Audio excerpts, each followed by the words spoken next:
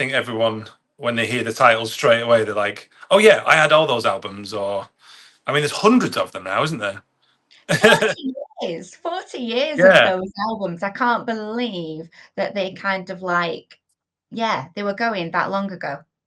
But yeah, then there's more. There's like Christmas albums now, and isn't there? All now that's what called jazz or something like that. But I think what people think of mainly is going back to the 80s, early 90s. There were these. Everyone got one for Christmas, didn't they? Oh, we said, Double yeah, and cassette. yeah, you played it to death. You did. So you're going to transport us in this musical Yeah. to that period of time. It's jam-packed, isn't it, with a lot of 80 songs that we're going to know and love. But what's the story? So the story is it's basically a reunion. It's set at a reunion in 2009, and it keeps flashing back to 1989. But between those two times, it's about these two women, April and Gemma. It's their friendship and how the friendship began as they were kids, schoolgirls, like with dreams, aspirations, and obviously set with a soundtrack set accordingly. Um, and then that comes to 2009, where there's a reunion for the school. They're hoping April turns up. We're not sure yet if she's going to turn up or not. I won't. No spoilers. Um, yeah, and it's about sort of how their lives unfolded in that period of time. It's And very you, nostalgic.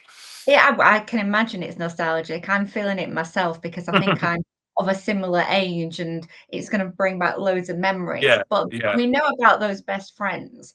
You're playing Tim. Now, am yeah. I right in thinking is Tim maybe a love interest or how's he connected? Well, he is a loving. He's Gemma's husband, so I play Nina Wadia's husband. But I wouldn't say love interest because he's not very nice, I'm afraid. And that's part of the story as to how Gemma's life has unfolded. Um, April goes off to America to find a fortune, and Gemma's at home with Tim. And you see that perhaps the relationship hasn't gone the direction they probably both dreamed of. he's a bit of So we're a not he's a going bit to of a like bugger. you.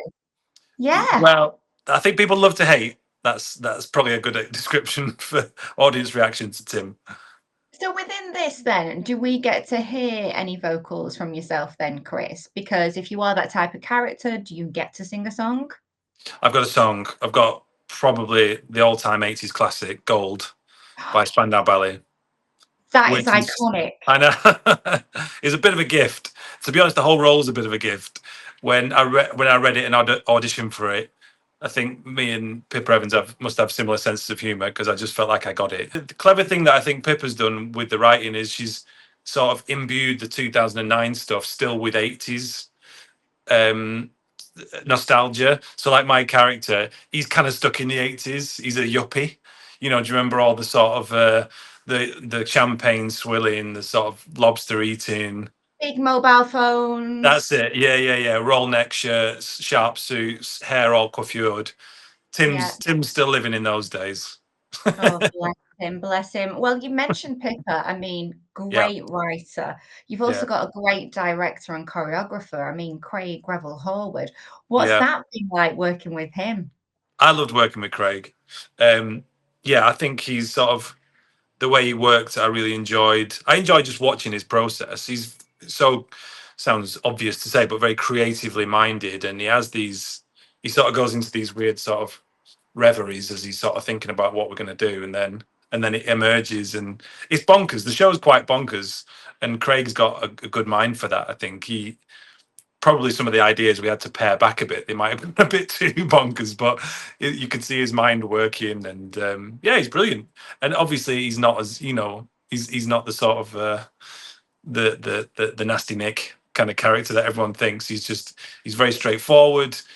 He'll tell you if he likes it. He'll tell you if he don't like it.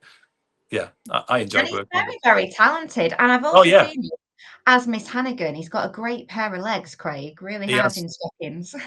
I've seen him in rehearsals. Yeah, they're fabulous. I think the people are just going to get wild when they see a proper 80s star come on stage because, that's brilliant. You've got loads of different ones at different parts of the tour, and we get Sonia. She is so iconic as well. Like I remember buying having one of her records, you know, the little sort of what was the little 6-inch things. My sister used to have like this little leather record box, and we had like, you know, Kylie and Jason, Spandau Ballet, ABC, and Sonia was in one of them. Even when I see her in warm up now, I'm like, all right, Sonia, and I think, God, say hello to Sonia I know, and Sunita I and Carol know. Decker, You've got and them yeah, it's all. To crazy. Pow, yeah, all the greats of that time. I'm not gonna lie. I did a talent contest when I was 11 and sung "You'll Never Stop Me From Loving You," Sonia pretending to be her. So I just don't think I'll be able to contain myself. Doing that one tonight as well, so you're going to go nuts, I reckon. Oh yeah, that's it. You know, if somebody actually storms the stage, could could be me, could be me.